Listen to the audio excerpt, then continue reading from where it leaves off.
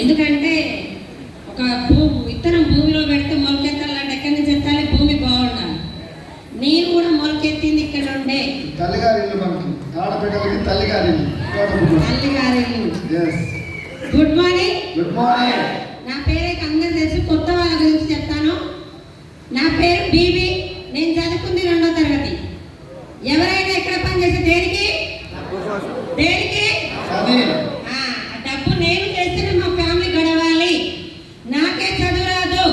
నా పిల్లల్ని ఏదో ఒకటి చెప్పి చేసి పోషించుకోవాలి. నాకు ఏదో ఒకటి చేయాలని బయటకు పనికి వెళ్ళాను. పనికి వెళ్తే ఒక స్కూల్లో జాయిన్ అయ్యాను. ప్రైవేట్ స్కూల్లో ఆయమ్మగా, టీచర్గా కాదు ఆయమ్మగా. మా ఊరు నుంచి 5 ఆయమ్మలు పోయినాం. స్టార్టింగ్ మా మేడం బాగా ఇక్కడే కూర్చో, రేపటి నుంచి మీరు మొత్తం బాధ్యత తీసుకొని ఒక నర్సరీ రూమ్లో పెట్టింది. నర్సరీ రూమ్లో 40 మంది పిల్లలు, క్లాస్ పిల్లలు. తెల్లారితే రోజుకు ఒక ఆయమ్మ మానేసిపోతుంది. ఏమైందమ్మా తోడుంటామని 5 వచ్చిన ఊరు నుంచి మీరు ఎందుకు పోతున్నారని అడిగాను. ఇంట్లో 2 రోజులు హాలిడేస్ వస్తే 2 పిల్లలు గడుపుకోవాలంటే మా ఎక్కువ. స్కూల్ ఎప్పుడో నేను బాధపడతాం. అవునా కదా? అలాంటి స్కూల్లో 40 మంది పిల్లలు మూతులు గుడ్లు మేము అడగాలంటే కడగము. బతుకుండా బంజాకు తినొచ్చు. నీకో దండం, నీ స్కూల్కో దండం అని అందరు 4 ఆయమ్మలు మానేసి.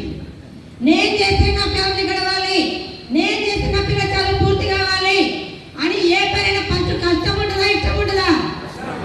మనం ఏం తెచ్చుకుంటున్నాం? ఇష్టానికి అలవాటు పడ్డాం. అవునా కదా? అదే పని కష్టమైన ఇష్టపడి 15 సంవత్సరాలు ప్రైవేట్ స్కూల్లో 3,000 నుంచి 8,000 రావడానికి 15 సంవత్సరాలు చేశాను. చాలా మంది పెద్దలు చేస్తే దొరికింది ఇది అవకాశం పెట్టేది మాకు ఎవరో చేసిరంటారు కదా. నేను 15 సంవత్సరాలు లేని చిన్న చిన్న పిల్లలకి సేవ చేశాను కాబట్టి ఈ వెస్టేజ్ అనే అవకాశం మాకు లేక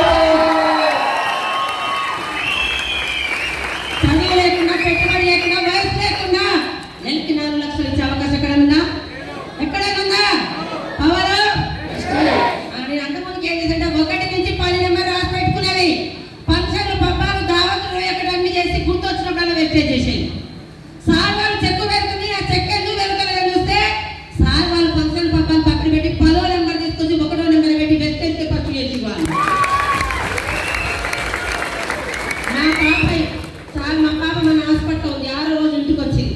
మన వైపు వస్తామా? 3 నెలలు దావత్ అయినప్పుడు ఇంటికి మన మీటింగ్ అట్లా, అవునా కదా? నేను ఈ రోజు నిలబడిన సక్సెస్ అయిన టీం నేను తీసుకొచ్చి నా మాటలు ఎవరికైనా కరెక్ట్ అయితే కదా. అలాంటప్పుడు మా మమ్మీని మా అత్త తీసుకొచ్చి ఇంట్లో పెట్టి కూడా నైట్ బూట్ క్యాంప్ రావడానికి డిసైడ్ అయినా. ఒక బస్ ఎక్కి బస్ జర్నీ చేసేదాన్ని, ఫ్లైట్ ఎక్కి థైలాండ్ వెళ్ళేసి వచ్చిన. మన ఫిబ్రవరిలో ఎక్కడికో పోతానంట, నాకు ఆ పేరు కూడా తెలియదు. చేసేస్తున్నా, మరి అవకాశం ఉందా లేదా? నాకు 2 కాళ్ళు 2 చేతులు ఉన్నాయి, మరి మీకు? ఇందులో ఒకటే, నాకు ఆకలి ఎక్కువ ఉంది, ఆకలి అని ఉండాలి, అప్పని ఉండాలని పేదరికం పోతుందని చెప్పారు. అందుకనే వెస్టేజ్ పెట్టుకున్నాను నేను.